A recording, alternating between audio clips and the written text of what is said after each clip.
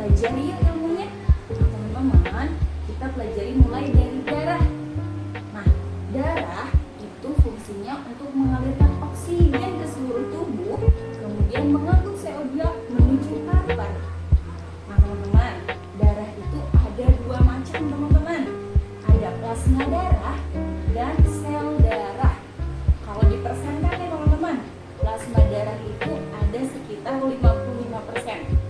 Fungsi plasma darah sendiri fungsinya untuk mengangkut sari-sari makanan dari usus ke seluruh tubuh. Kemudian sel darah sendiri teman-teman, sel darah itu ada 45%. Nah, di sini nih sel darah terbagi menjadi 3, teman-teman. Ada eritrosit, diingat ya, ini agak sulit memang namanya eritrosit, leukosit, dan trombosit. Kita bahas satu-satu ya teman-teman ya. Apa itu eritrosit, leukosit, dan trombosit? Teman-teman ingat, eritrosit itu disebut juga sel darah merah. Ingat, eritrosit disebut juga sel darah merah. Kenapa teman-teman disebut sel darah merah? Karena darahnya berwarna merah, teman-teman.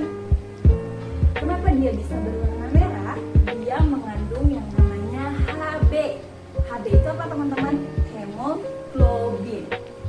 Fungsi dari eritrosit sendiri atau fungsi dari sel darah merah sendiri itu mengikat O2 atau mengikat oksigen.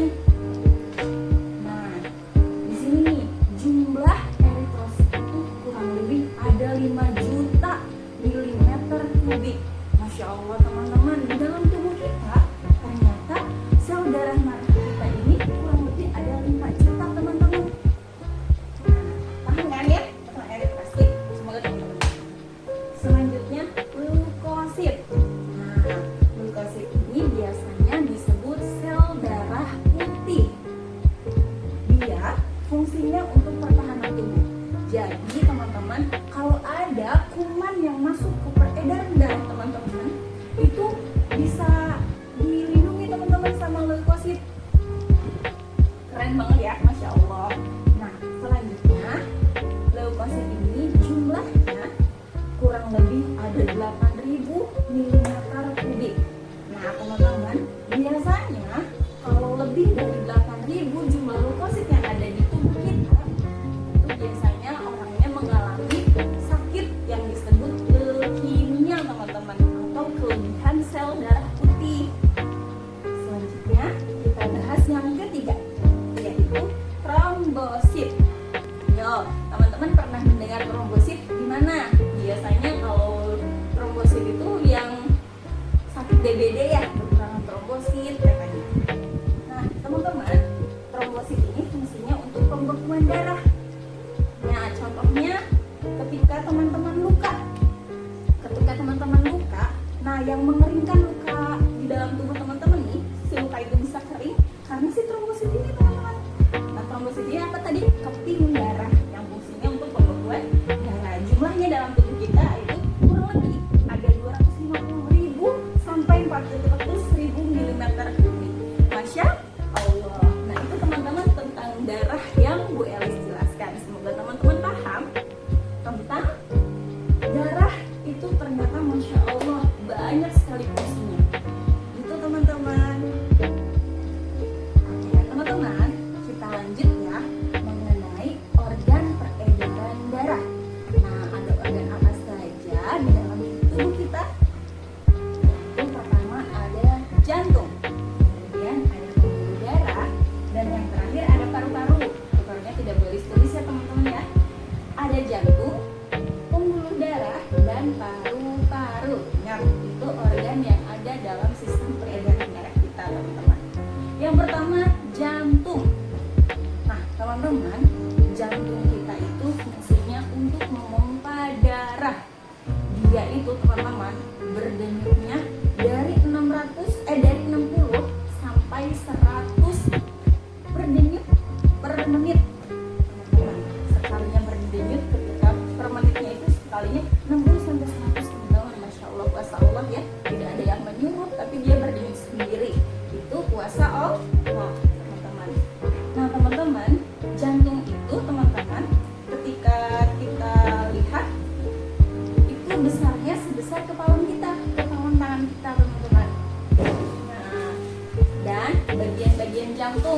teman-teman juga pasti sudah pada tahu ya, sudah pada kenal, biasanya sudah mendengar bagian-bagian jantung itu.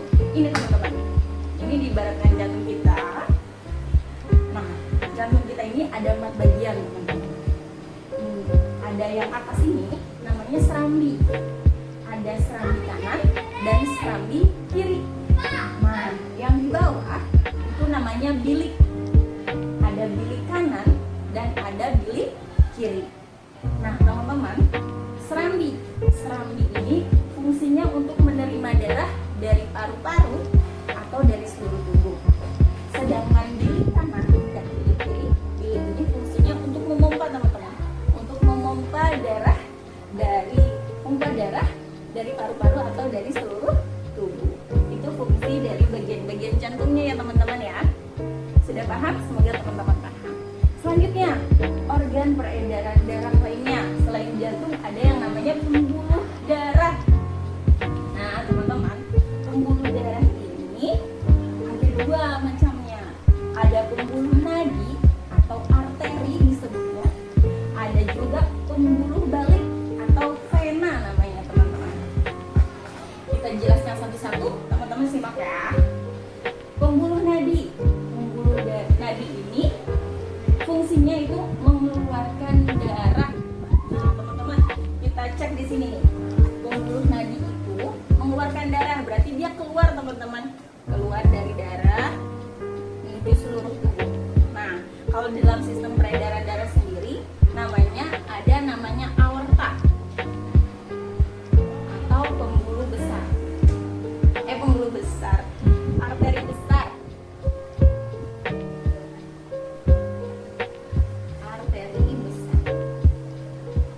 Nah ini salah satu pembuluh nadi, namanya aorta atau arteri besar. Nah dia tugasnya mengeluarkan darah. Kemudian bentuknya, dindingnya dia tebal karena dia kan ada di bilik kiri atau kanan, namanya di bilik dia yang tugasnya memompa darah teman-teman. Kemudian ketika luka teman-teman, ketika dia terkena luka nih, si pembuluh nadi ini atau arteri ini ketika terkena luka, dia darahnya akan memancar teman-teman. Coba cek teman-teman di sini. Nadi teman-teman kan ada di sini, di mana lagi nadi? Banyak ya. Di sini, bahkan di kaki pun ada ya nadinya teman-teman. Nah ketika dia terkena luka teman-teman, darahnya akan memancar. Kenapa bisa memancar teman-teman? Karena dia memiliki dinding yang tebal. Jadi ketika memompa, dia kan tugasnya memompa darah. Jadi tekanannya tuh kenceng teman-teman, sehingga dia darahnya memancar. Kemudian denyutnya itu terasa. Teman-teman bisa merasakan denyut nadinya kan? Nah itu terasa teman-teman, denyut nadi jantung. Oke? Nah teman-teman, selain aorta atau arteri besar, ada juga nih pembuluh nadi yang bekerja di sistem peredaran darah kita nih teman-teman, yaitu bilik kanan menuju paru-paru, namanya arteri pulmonaris.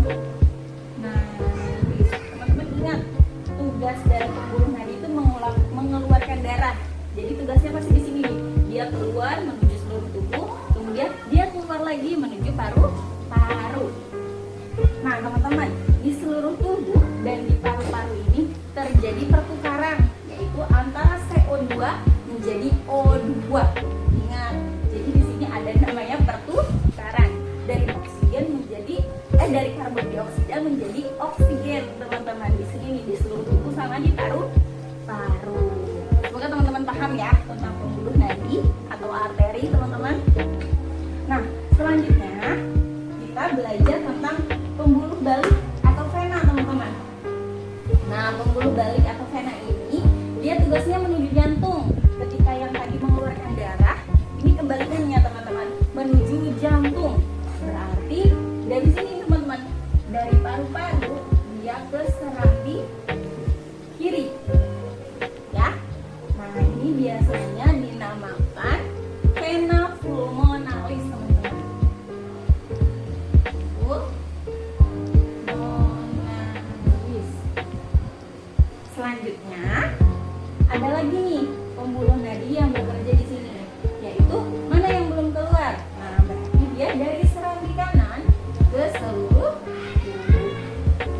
Namanya vena cava. Nah, ini nama pembuluh nadinya teman-teman. Teman-teman, semoga paham ya. Oh, ininya, dindingnya tipis teman-teman. Nah, karena dia kan dari serambi. Serambi itu memiliki dinding yang tipis dibandingkan dengan bilik. Kemudian menetes. Jadi kalau terkena luka, dia menetes teman-teman. Misalnya teman-teman jatuh, lukanya di mana ya? Di lutut. Nah, dia kan nggak memancar karena di lutut tidak ada nadinya, bukan nadi yang kena. Ya. Kemudian tidak terasa, denyutnya pun tidak terasa karena dia banyak teman-teman. Itu teman-teman mengenai pembuluh darah. Kemudian itu juga tentang organ peredaran darah. Ada jantung, pembuluh darah, dan paru-paru. Itu teman-teman. Kita lanjut ke bagaimana peredaran darah kita mengalir. Nah, teman-teman, ternyata ada dua teman-teman macamnya, yaitu ada peredaran darah besar dan peredaran darah kecil. Nah, teman-teman bisa lihat di sini. Ini peredaran darah kita, teman-teman. Nah, peredaran darah besar dimulai dari bilik kiri, teman-teman. Lihat di sini, kemudian lihat di sini, oke? Dari bilik kiri. Bilik kiri kemana? Set. Nah, menuju seluruh tubuh melewati aorta atau pembuluh nadi atau arteri besar. Dari seluruh tubuh, dia ke serambi kanan. Oke teman-teman, ke serambi kanan melewati vena kan? Nah, itu yang dinamakan peredaran darah besar. Nah, ingat teman-teman, kemudian peredaran darah kecil. Peredaran darah kecil dimulainya dari bilik kanan, teman-teman. Kalau peredaran darah besar tadi dari bilik kiri, kalau peredaran darah kecil dimulainya dari bilik kanan. Oke? Dari bilik kanan kemudian menuju paru-paru. Nah, menuju paru-parunya melewati arteri ya teman-teman, arteri pulmonalis namanya. Nah, dari paru-paru dia ke serambi kiri melewati vena pulmonalis. Itu simpel teman-teman, sebenarnya peredaran darah kita. Peredaran darah kita itu simpel sebenarnya teman-teman. Hanya dari seluruh tubuh, kemudian ke jantung, kemudian ke paru-paru. Ada yang dari jantung ke paru-paru. Itu sebenarnya seperti itu teman-teman. Nah, ini tuh jantung ya teman-teman ya, karena bagian-bagian jantung.